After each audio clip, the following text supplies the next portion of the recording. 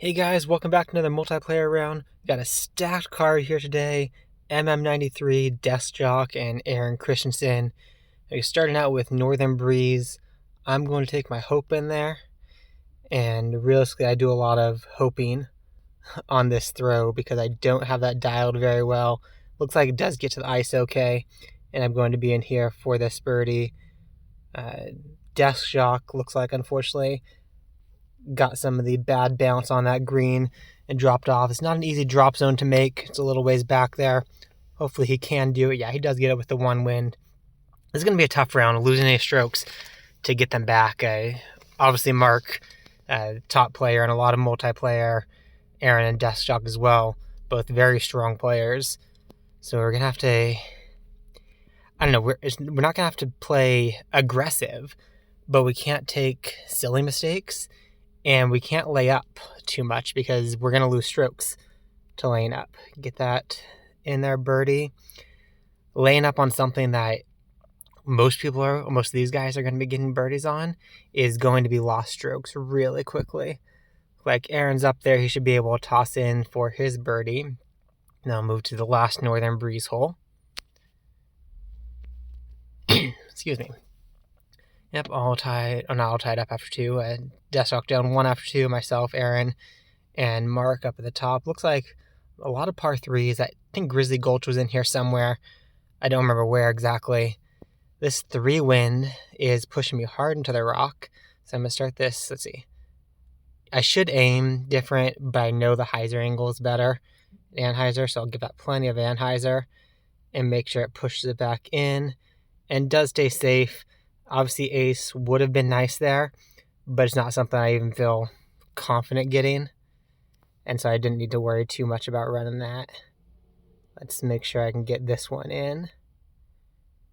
All right, got that. Good thing, looks like Mark had a fake spit out. Everybody getting their birdies there. Maybe that was Deskjock spit out. I'm not sure. I think it's the first time playing Mark this season. Blueberry, so the pressure's on to get the aces here. I slide left, aim up just a little bit, and give us a little bit of anhyzer for that 2-win. This is looking like it has a chance. Go! Oh, off the cage. That's a bummer. I've said before I don't really know how to adjust the distance well for the wins. I can adjust angles left and right, but as far as the distance, that's kind of a crapshoot for me on a lot of these. It's nothing I've really worked around with or put a lot of focus in.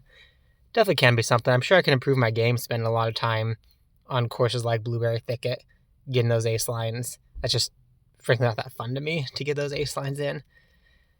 It's been a long time since I've hit this with the Accurate Roll Sapphire. Let's see if we can break the streak here. Probably not. It looks a little wide. Oh, hey! It's been a long time, but we are able to get it. Broke that streak. This is a great round to break that streak with these guys. Lots of tough players in here. Aaron's probably a Vandal line coming in. He throws there from watching his videos. And looks like we got a 1-stroke lead on most of the card, which is wonderful.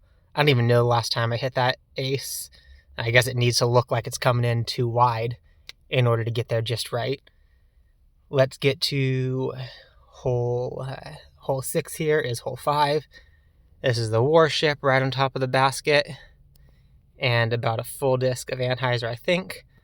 Honestly, I don't really know. I don't have a good ace line here. I really dialed in for that. But we are down here.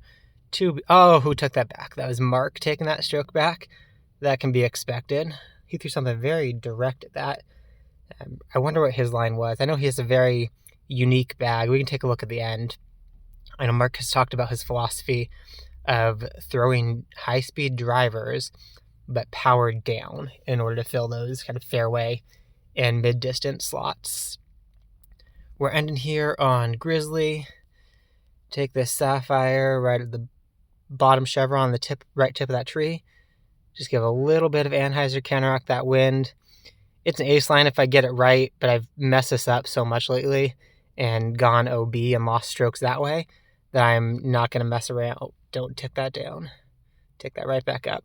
That I'm not going to mess around with trying to cut that too close to the tree and maybe hit the tree, follow B, and lose silly strokes there. Like I said, you definitely can't afford to be losing strokes in this round. Everybody's playing perfect or better than perfect. Makes it near impossible to catch up. All right, I got 2 more Grizzly Gulch holes. I don't remember what that par 4 was. The par 4s are always a possibility to gain strokes. I'm not sure there's any of those that are a gimme eagle. I'm trying to think of Grizzly Gulch. Yeah, I don't think there's any gimme eagles on those, so it's an opportunity for everybody.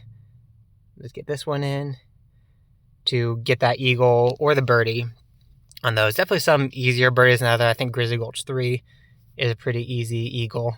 If with a good wind, with a tough wind, it's definitely a big separator. I'm hoping to not see 5. I'm in a good position now to hopefully at least not lose ELO. It is hole 3. All right, I kind of like hole 3 most of the time, but the middle chevron right at that fence post, then give the anhyzer to account for wind. This looks like it's going to get up there pretty well, and give me a good look at this. I've certainly missed from here before, so it's not over yet.